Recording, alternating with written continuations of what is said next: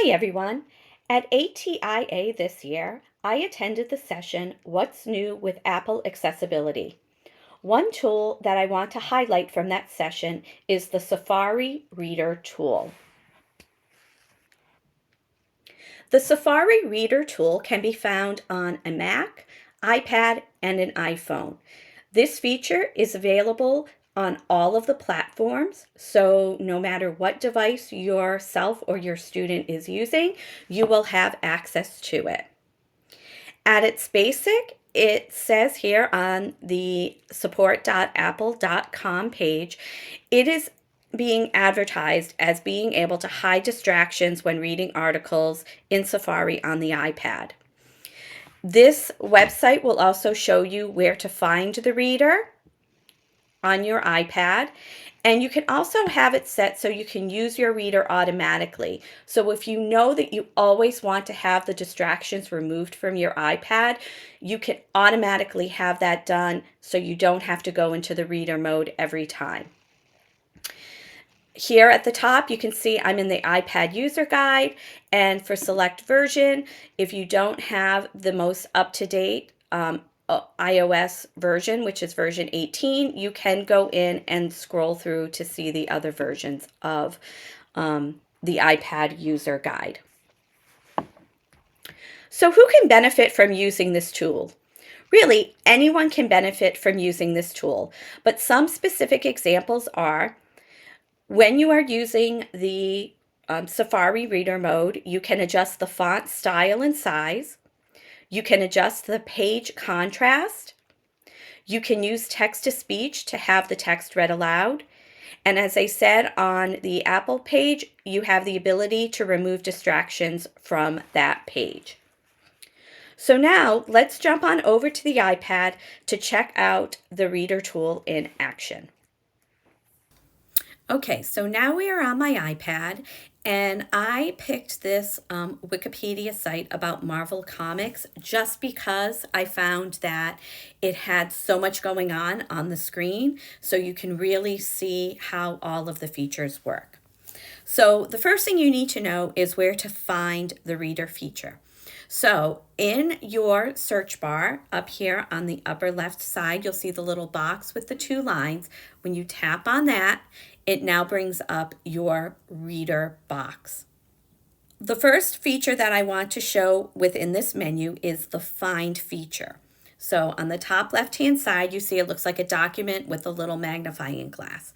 When I tap on this, what it will do is at the bottom of the screen, you can see it has the box and it says Find. So if your student is using this maybe to find vocabulary words or definitions, or if there's a question that relates to something, instead of them having to scroll through the entire website, they can type in a word and they will be able to see where that word shows up within the article. So I'm going to type Marvel. Oh, it would help if I spelled it correctly. So you do have to spell it correctly. So what you see is, and I specifically did this word because it's everywhere. You can see here on the bottom, it says that it's showing the yellow highlighted. That is word number 4 of 387 times that the word Marvel shows up. On the screen, you can see the white highlight is for all of the other Marvels that are there, and number 4 is going to be on yellow. So the student could just scroll up and down the screen to try to find the word. You also notice that next to the box, you have these up and down arrows. If I tap on that, you'll see that the yellow highlighted box moves through.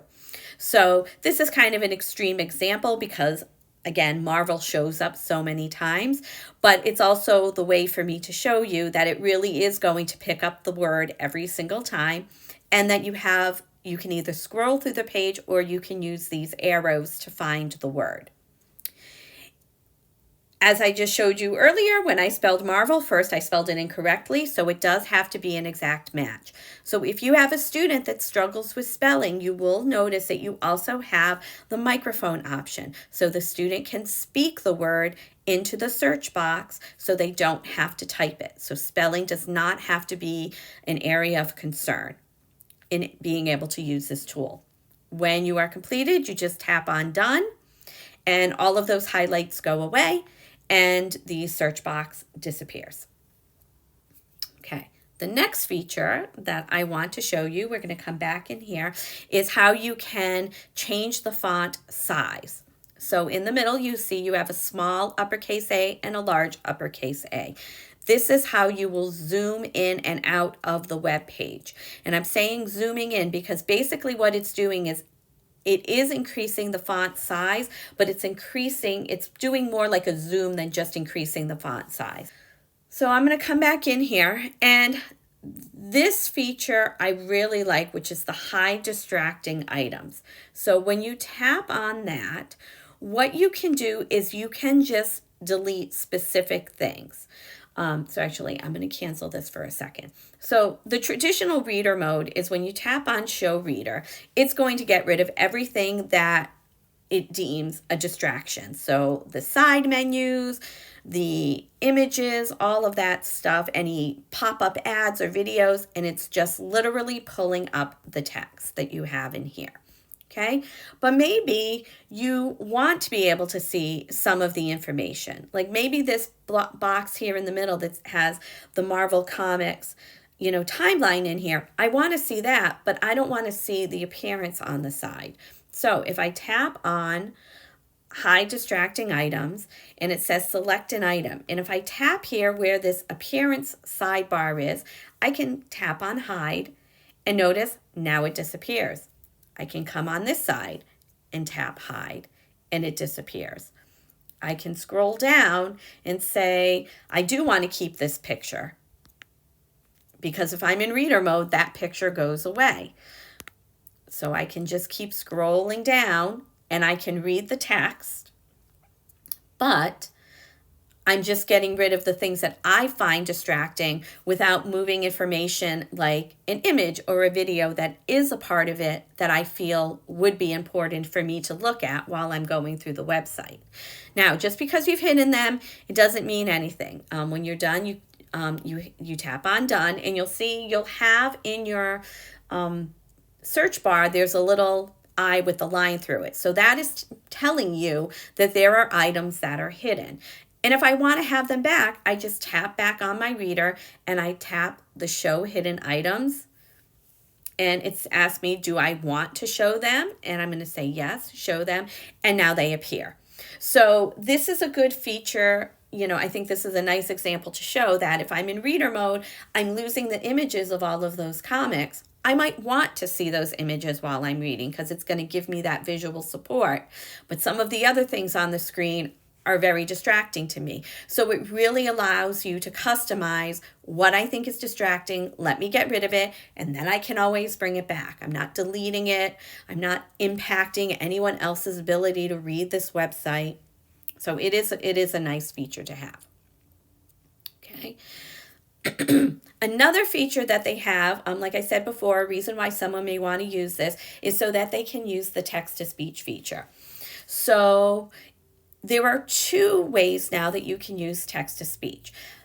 The one that most people are familiar with is going into the text, tapping on it. Oh, I shouldn't have done it that way because it has a pop-up. But if I tap on it and I scroll through and I highlight my text, and as long as my speak selection is turned on in accessibilities and I tap speak, Pulp Magazine publisher Martin Goodman, you will see it will read the text aloud with the dual highlighting. So that is your traditional way of using text-to-speech on websites. That feature is good if you just have a specific word that you want to have read aloud, or maybe a specific passage that you want to have read aloud.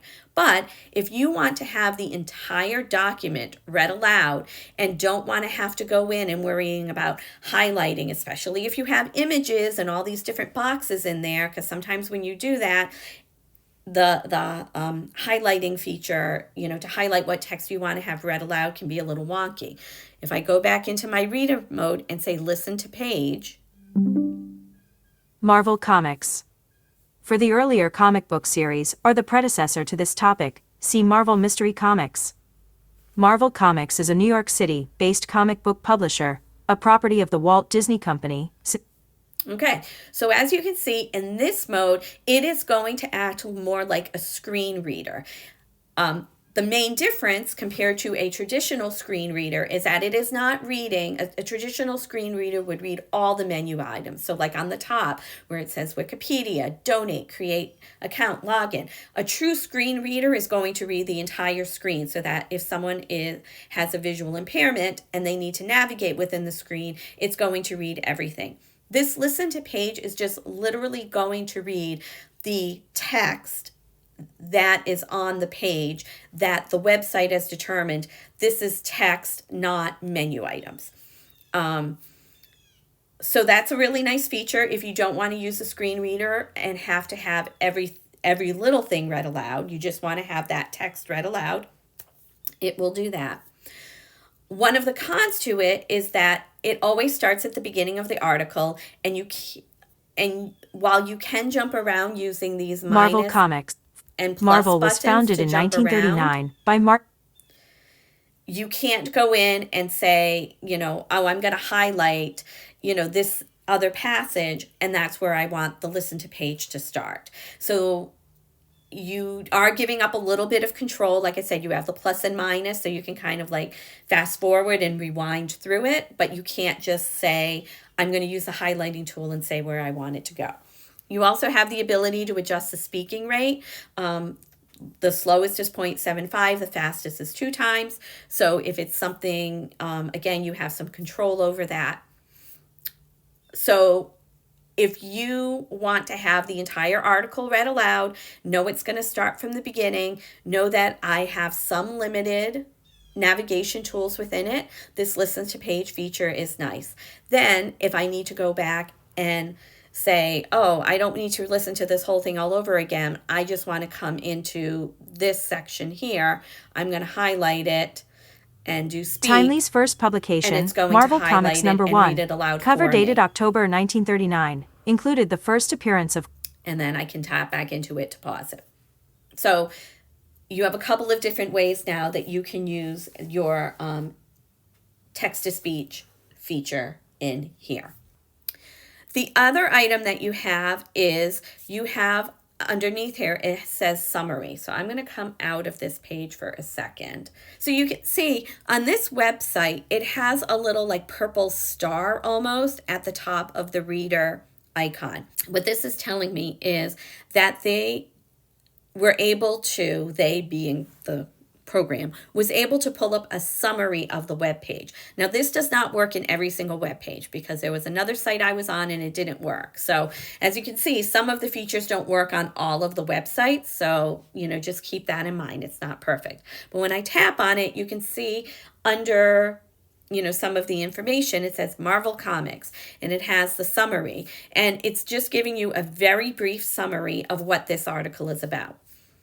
This can be helpful if the students are doing research on their own. Instead of them having to read or have the entire web page read aloud, they can have a brief summary to determine, okay, I think that this information is going to be relevant to what I need it for.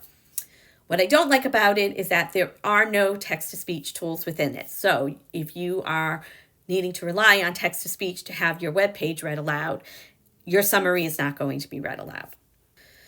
The other thing I wanted to show you is that when you are in reader mode, this is when you can come in and you can make those adjustments to the font. So you can't make those adjustments to the actual website.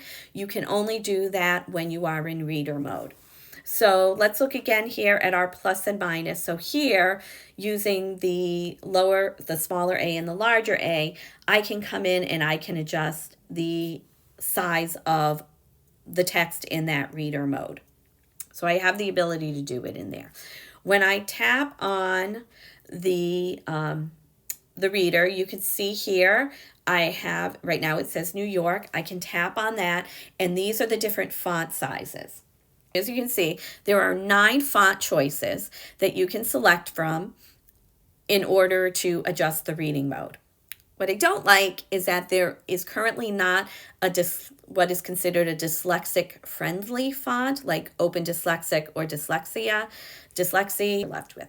So you can go in and you can change the font style.